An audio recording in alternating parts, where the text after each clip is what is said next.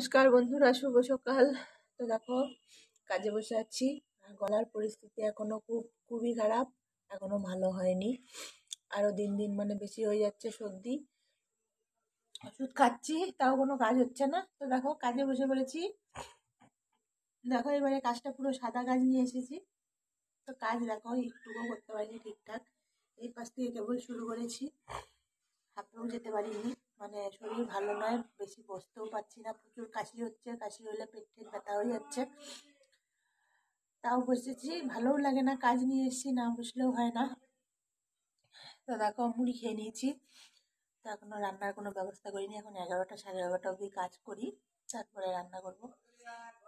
কেন ঠান্ডার দিন, সন্ধ্যাবেলা একদম কাজে বসতে পারি না, প্রচুর ঠান্ডা লাগে। দেখো, কাজটা কেমন লাগছে তোমাদের ফোনের মাধ্যমে দেখো, দেখে জানাও। আর দেখো, এখন বেশ বাইরে বেশ রোদ উঠেছে, হালকা হালকা আমার কাজেও রোদ পড়েছে। এই দেখো, একটু পরে আমার কাজের এখানে প্রচুর রোদ পড়বে, তখন কাজ করতে ভালো লাগবে, বেশ গরম গরম লাগবে। তো ঠান্ডা তোমাদের ওই পাশে কিরকম জানো? আমাদের এই পাশে প্রচুর ঠান্ডা। মানে এই সোয়েটারটা খুললাম আমি, মানে ঠান্ডা কমছেই না শরীর থেকে। তো দেখো, এই পাশটা আলোটা একটু অন্যরকম আসে, পিছন সাইডে আলো, তো সেই জন্য একটু অন্যরকমই আসবে ছবিটা।